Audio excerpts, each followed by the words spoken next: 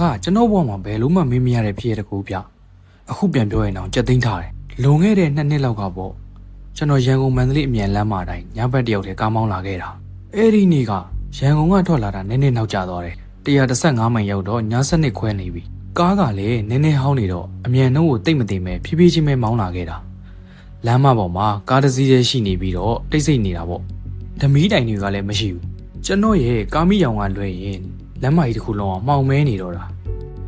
115မိုင်ကျော်ပြီးမကြခင်မှာပဲလမ်းဘေးမှာလူတစ်ယောက်မတ်တက်ရက်နေတာကိုလှမ်းမြင်လိုက်ရတယ်ဖြူဖြူပိန်ပိန်ပါပါမိမတစ်ယောက်အဖြူရောင်ဝတ်စုံနဲ့ကျွန်တော်လည်းညာကြီးမင်းကြီးဒီနေရာမှာဘာလုပ်နေတာပါလဲဆိုပြီးစိတ်ထဲမှာထူးဆန်းနေပေမဲ့ကားကိုတော့မရက်ပဲကြုံမောင်းလာခဲ့တယ်ဒါပေမဲ့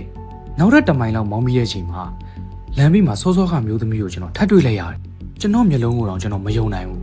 ဘာလို့ဆိုကျွန်တော်ကကားကိုတနာရီမိုင်60နှုန်းနဲ့မောင်းလာတာသူကဘလို့လို့ကျွန်တော်ရှေ့ကိုပြန်ရောက်နေတာပါလေကျွန်တော်လည်းစိတ်ကိုတင်းပြီးတော့ရှေ့ကိုပဲကြည့်ပြီးမောင်းလာခဲ့တယ်အဲ့ဒီချိန်မှာပဲကားထဲမှာခက်အေးစိမ့်စိမ့်ခံစားချက်ကြီးတခုဝင်လာတယ်ရုတ်တရက်ကားနောက်ခန်းကနေပြီးတော့ကားတကားဖွင့်တဲ့ကိုကြားလိုက်ရတယ်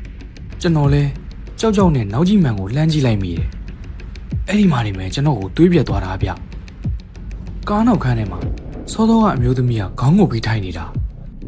သူ့ရဲ့စပိန်တွေကရှည်ပြီးခုံပေါ်မှာဖားလျားကြီးကြာနေတာ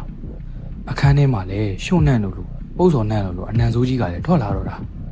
ကျွန်တော်လည်းဘာလို့မှမသိရနဲ့ရသမျှဖျားစာတွေအကုန်လုံးယွတ်နေတော့တာအဲ့ဒီအမျိုးသမီးကလည်းခေါင်းကိုတပြေးပြေးချင်းမော့လာတယ်သူ့မျက်နှာကဖြူပြောနေပြီးမျက်လုံးတွေကလည်းမရှိဘူးသူကအက်ခွဲခွဲအတန်ကြီးနဲ့လှမ်းပြောလိုက်တယ်ကျမကို162မိုင်မှာချပေးခဲ့ပါကျမအိမ်ပြန်ခြင်းလို့ပါတဲ့ကျွန်တော်လည်းဘာမှပြန်မပြောနိုင်တော့ဘူးကားကိုမောင်းရမှာလားရဲရမှာလားလုံးဝမသိတော့162မိုင်ရောက်တဲ့အထိလည်းကျွန်တော်ဘလို့မောင်းလာမှန်းတော့မသိလိုက်မိဘူး162မိုင်ကိုရောက်တော့ကားနောက်ခန်းကနေကျေးဇူးပါဆိုတဲ့အတန်တူးတူးလေးကိုကြားလိုက်ရတယ်ကျွန်တော်လည်းကြောက်နေပဲနောက်လဲကြည့်လိုက်တော့ကားနောက်ခန်းမှာခုနအမျိုးသမီးမရှိတော့ကျွန်တော်လည်းကြောက်ကန်ပြီးတော့မန္တလေးတီကိုဆက်မောင်းလာခဲ့တာ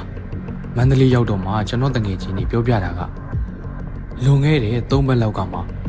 အမျိုးသမီးတယောက်ကားတိုက်ခံရပြီးပွဲချင်းပြီးဆုံးသွားတာကျွန်တော်လည်းအဲ့ဒါကိုကြားပြီးတော့ရန်ကုန်ကိုကားမောင်းမိတော့မပြန်တော့ဘဲနဲ့လိုင်းကားနဲ့ပဲပြန်လာခဲ့လိုက်တော့တယ်အဲ့ဒီနေ့ကစပြီးကျွန်တော်ညဘက်အမြန်လမ်းပေါ်မှာတယောက်တည်းကားကိုဘယ်တော့မှမမောင်းတော့ဘူးအခုထိလည်း162မိုင်ရောက်တိုင်းအဲ့ဒီအေးစိမ့်စိမ့်ခံစားချက်ကြီးကိုပြန်သတိရနေတော့မယ်